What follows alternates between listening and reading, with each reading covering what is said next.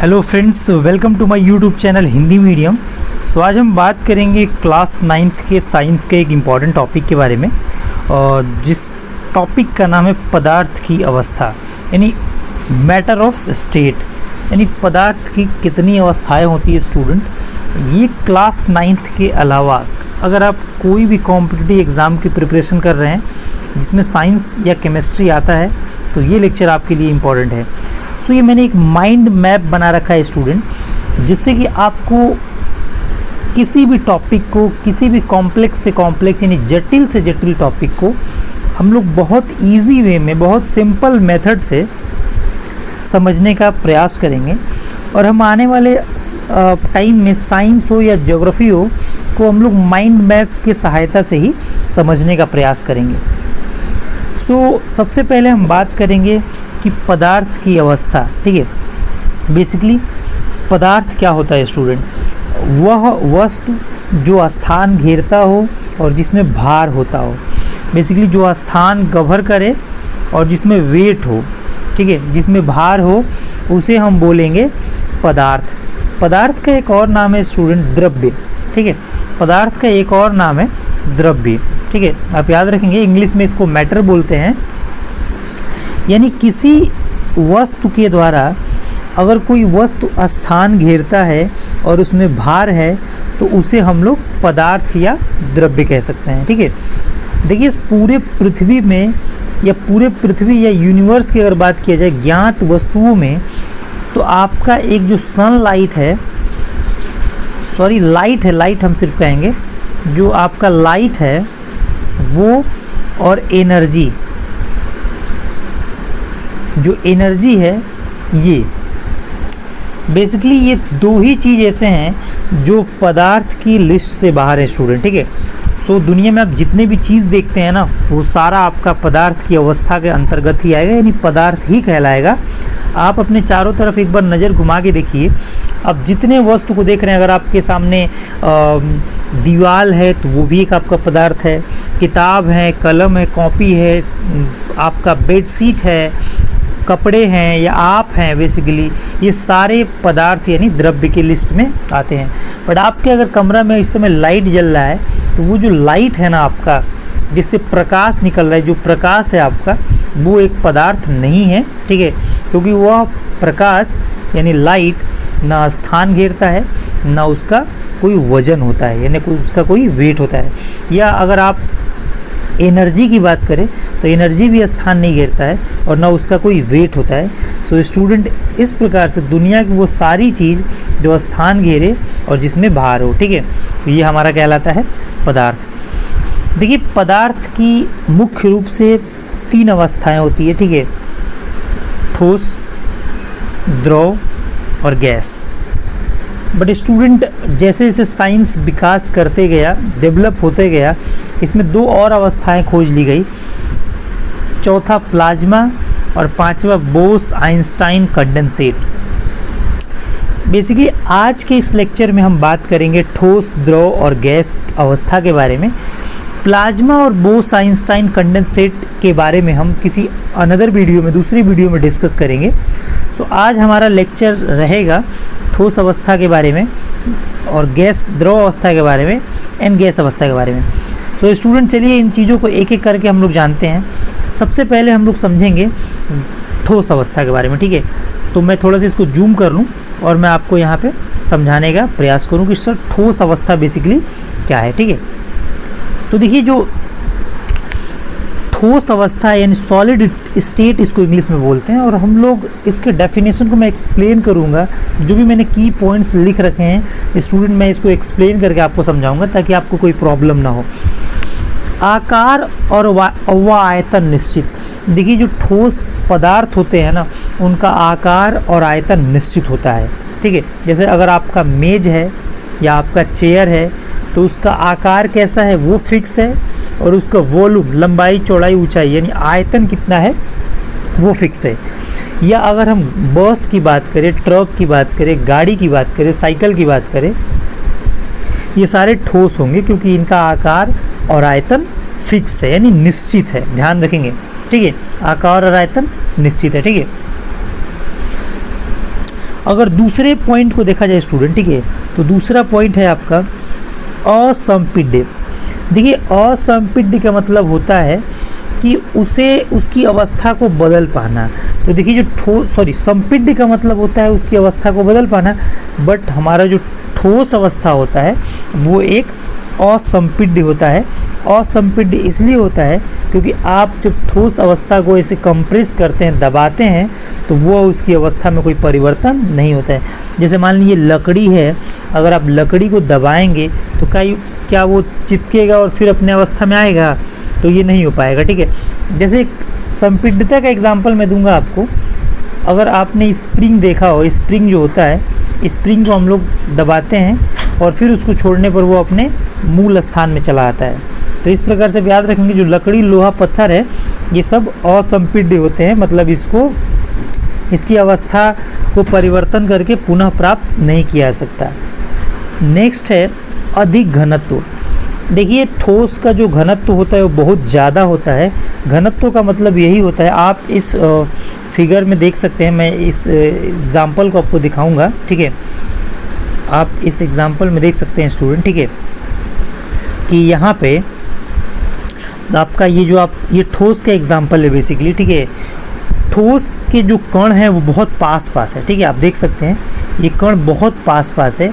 बहुत पास होने के कारण ही जो इसकी डेंसिटी है यानी घनत्व है जो, ठीक है, जो घनत्व है वो इसका ज़्यादा है, ठीक है। तो याद रखेंगे आप, जो ठोस होता है, ठोस पदार्थ का जो घनत्व होता है वो अधिक होता है, ठीक है। ठोस पदार्थ का जो घनत्व होता है वो अधिक होता है। क्लियर है ना? इसको आप ध्यान रखेंगे, ठीक है।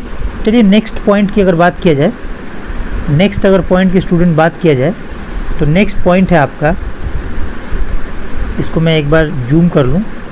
जो नेक्स्ट पॉइंट है हमारा वो है कम अंतरा आणविक स्थान। देखिए जो ठोस के जो कण होते हैं ना वो बहुत पास होते हैं, उनके बीच अंतरा आणविक स्थान नहीं होता है, ठीक है। उसके जो कण होते हैं आप देख सकते हैं यहाँ पे, ये जो कण यहाँ पे दिखाए गए हैं फिगर में, ये बहुत पास है, तो उसके बीच जो अंतरा आणविक स्थान है, अंतरा आणविक स्थान का मतलब ये होता है दो कणों के मध्य का जो स्थान होता है उसी को हम लोग अंतरा आणविक स्थान कहते हैं, ठीक है। ये मान लेते हैं आपके दो कण हैं और इसके मध्य जो स्पेस है, जो खाली स्थान है, उसे हम लोग अंतरा आणविक स्थान कहते हैं। और ये ठोस में बहुत कम होता है, 9 के बराबर होता है, क्योंकि ठोस के जो अणु है वो बहुत पास होते हैं, ठीक है स्टूडेंट।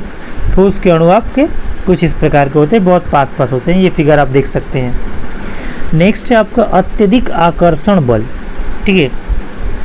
जो ठोस के कण हैं उनके बीच अत्यधिक आकर्षण बल इसीलिए होता है क्योंकि उनके जो कण हैं वो पास होते हैं। पास होने के कारण मान लीजिए कि ये जो दो कण है आप बहुत पास है, तो इसके बीच जो बॉन्ड है, जो आकर्षण बल है वो बहुत ज़्यादा है, इसीलिए वो बहुत पास है, ठीक है। तो उसके बीच जो आकर्षण बल होता है वो अत्यधिक होता है, अत्यधिक आकर्षण बल होता है। ठोस की एग्जाम्पल देखा जाए तो लकड़ी आपका हो जाएगा, लोहा हो जाएगा, पत्थर हो जाएगा आदि। इसमें बस, गाड़ी, मनुष्य जो आप हैं वो आप भी एक प्रकार के ठोस पदार्थ के अंदर ही आएंगे। तो स्टूडेंट जो ठोस पदार्थ मैंने आपको बताया, ये 3-4 पॉइंट आप याद रखेंगे, ठीक है, कि आकार और आयतन निश्चित होता है, ठोस असंपीड्य होते हैं, इनका घनत्व तो बहुत ज़्यादा होता है, यानी डेंसिटी बहुत ज़्यादा होता है, ठीक है, यानी ये कम जगह में बहुत ज़्यादा अणु रहते हैं, यही इसका घनत्व होता है, ठीक है। कम अंतरा आणविक स्थान होता है, इनके जो कणों के मध्य जो स्थान है वो बहुत कम होता है, बहुत सूक्ष्म होता है, ठीक है। देन उसके बाद है आपका अत्यधिक आकर्षण बल, ठीक है। कणों के मध्य पास होने के कारण इनके मध्य अत्यधिक आकर्षण बल होते हैं। उसके बाद है आपका एग्जाम्पल है इसका लकड़ी, लोहा, पत्थर, बहुत सारे इसमें एग्जाम्पल आ जाएंगे, ठीक है। तो ये आपका रहा ठोस अवस्था।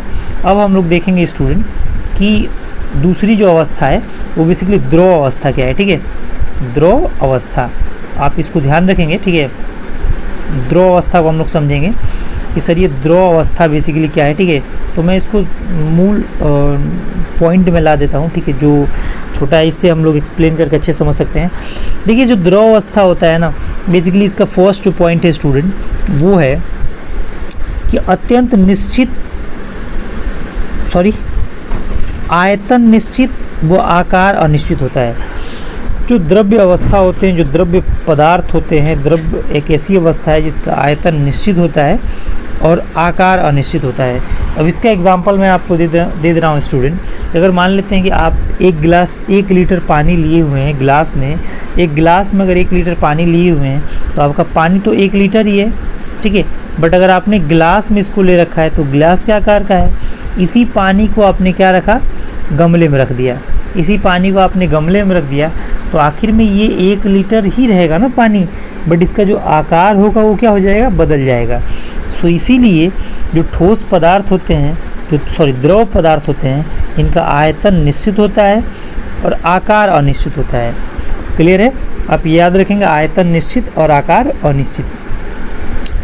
यह संपीड्य होते हैं ठोस अवस्था से अधिक। बेसिकली जो द्रव होते हैं उनकी संपीड्यता ठोस अवस्था से अधिक होती है, ज़्यादा होती है। जैसे मान लीजिए अगर ये पानी है, ठीक है, और पानी में यहाँ हम प्रेशर डालेंगे, दाब डालेंगे तो ये कंप्रेस होगा, यहाँ तक थोड़ा कम होगा, फिर जैसे हटाएंगे ये पानी कहाँ चला जाएगा, अपने मूल अवस्था में आ जाएगा, ठीक है। तो इस प्रकार जो हमारा द्रव अवस्था होता है वो संपीड्य होता है ठोस अवस्था से ज़्यादा, यानी ठोस पदार्थ से ज़्यादा। जो इसका घनत्व होता है, जो डेंसिटी होता है, वो ठोस पदार्थ से कम होता है, ठीक है। सामान्यतः इसका घनत्व जो ठोस पदार्थ होते हैं उससे कम ही होता है बेसिकली, ठीक है, क्योंकि जो इसके कण होते हैं वो थोड़े दूर दूर होते हैं। यहाँ पे आप एग्जांपल देख सकते हैं, ये ठोस का एग्जांपल, जो इसके कण देख सकते हैं आप बहुत पास पास हैं। ये दूसरा है आपका द्रव का एग्जांपल, जो ठोस के सापेक्ष थोड़े दूर दूर पे हैं। आप यहाँ पे धीरे इस इमेज से आप क्लियर समझ पा रहे होंगे। ये आपका गैस की अवस्था, ये द्रव से भी इसके कण बहुत ज़्यादा दूर दूर होंगे, हम देखेंगे इसको, ठीक है। इसके बाद है अंतरा आणविक स्थान ठोस से अधिक होता है। बहुत सिंपल सी बात है, जब इसके कण दूर दूर हैं तो इनके जब कण ही दूर दूर है यहाँ पे, तो जो अंतरा आणविक स्थान है वो थोड़ा ज़्यादा होगा स्टूडेंट, ठीक है। ये सिंपल पॉइंट है, आप इसको याद रखेंगे, ठीक है। और अंतरा आणविक स्थान दूर अधिक होने के कारण, मान लीजिए कण एक यहाँ पे है और एक कण यहाँ पे है, तो अंतरा आणविक स्थान मैक्सिमम होने के कारण, अधिक होने के कारण इन कम आकर्षण बल लगता है। इन कणों के जो मध्य है ना, ये जो आकर्षण बल है 2 कणों के मध्य, ये थोड़ा कम लगता है, ठीक है, याद रखेंगे। ये आकर्षण बल स्टूडेंट कम लगता है, ठीक है। सो द्रव पदार्थ के अंदर, द्रव अवस्था के अंदर जो आकर्षण बल है वो सामान्यतः ठोस पदार्थों से थोड़ा कम होता है, ठीक है, क्योंकि इसके कण थोड़े दूर दूर होते हैं, इसीलिए आकर्षण बल कम लगता है। इसका एग्जाम्पल आपका पानी हो जाएगा, दूध हो जाएगा, तेल हो जाएगा, ठीक है। ये सब क्या है, एक प्रकार के द्रव अवस्था के एग्जाम्पल है, ठीक है। पानी, दूध, तेल, ठीक है, ये सब आपके लिक्विड स्टेट है, यानी द्रव अवस्था है, ठीक है। तो स्टूडेंट लास्ट आपका अवस्था आता है गैस अवस्था, ठीक है। लास्ट आपका आता है गैसीय अवस्था, यानी गैस अवस्था, ठीक है। और बेसिकली ये भी उसके सिमिलर ही है, ठीक है, उसके बराबर ही है, ठीक है।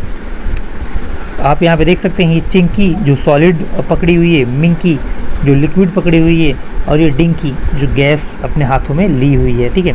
यहाँ आप देख सकते हैं सॉलिड, ठोस, ये दूध, और ये गुब्बारा वाला गैस, ठीक है।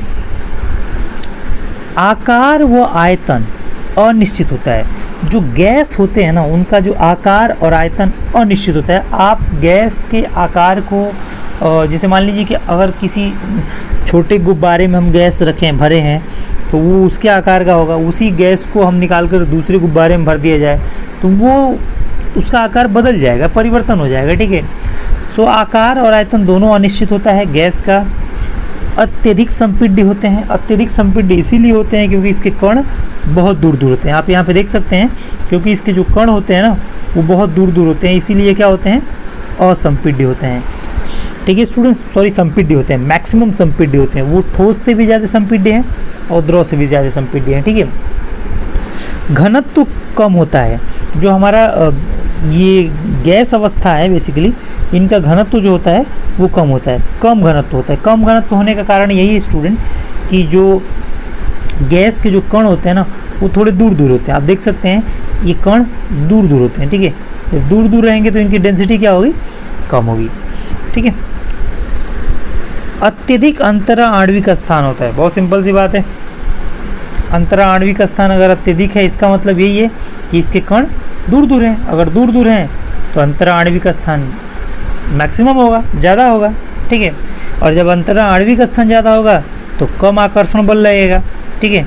आकर्षण बल क्या होगा, कम हो जाएगा, क्योंकि कण दूर दूर हैं। अगर कण दूर दूर हैं तो आकर्षण बल कम लगेगा। गैस की एग्जांपल अगर देखा जाए स्टूडेंट तो आपका हाइड्रोजन हो जाएगा, ऑक्सीजन हो जाएगा, नाइट्रोजन हो जाएगा, कार्बन डाइऑक्साइड या वायु हो जाएगा, ठीक है। ये सारे आपके गैस के एग्जांपल हैं, ठीक है। सो यहाँ हमने 3 फिगर दे रखा है ऑलरेडी, ठीक है। ठोस को हम लोग सॉलिड बोलते हैं, गैस को लिक्विड, द्रव को लिक्विड बोलते हैं, और गैस को हम लोग गैस ही बोलते हैं, ठीक है। ये ठोस के कण हैं जो बहुत पास पास हैं, ये उससे थोड़े दूर दूर गैस के कण हैं, द्रव के कण हैं, और ये सबसे दूर दूर जो होते हैं वो हमारे गैस के कण होते हैं। सो स्टूडेंट हमारे इस चैनल को, हिंदी मीडियम को सब्सक्राइब करें और इसको शेयर करें। और स्टूडेंट हम लोग साइंस के, ज्योग्राफी के, हिस्ट्री के और भी इंटरेस्टिंग टॉपिक क्लास 9th के, 10th के, 11th और 12th के NCERT, बेसिकली हमारा NCERT फोकस रहेगा, NCERT सिलेबस पे, ठीक है, लाते रहेंगे माइंड मैप के थ्रू स्टूडेंट, ठीक है। ये माइंड मैप के थ्रू हम लोग ये लेक्चर लाते रहेंगे, जिससे कि आप सभी को इन चीज़ों को समझने में बहुत ज़्यादा हेल्पफुल हो और बहुत कम टाइम में चीज़ों को अच्छे से ऑब्जर्व कर सकें। स्टूडेंट आप इसका स्क्रीनशॉट ले सकते हैं या आप ऐसे ही नोट्स बना सकते हैं, जिससे कि आपको एग्ज़ाम के टाइम रिवीजन करने में बहुत ज़्यादा हेल्पफुल हो। सो ऐसे ही लेक्चर देखने के लिए हमारे इस चैनल से जुड़े रहें, शेयर करें, लाइक करें और इस हमारे चैनल को सब्सक्राइब करें। मिलते हैं अगले वीडियो में, तब तक के लिए खुदा हाफिज़।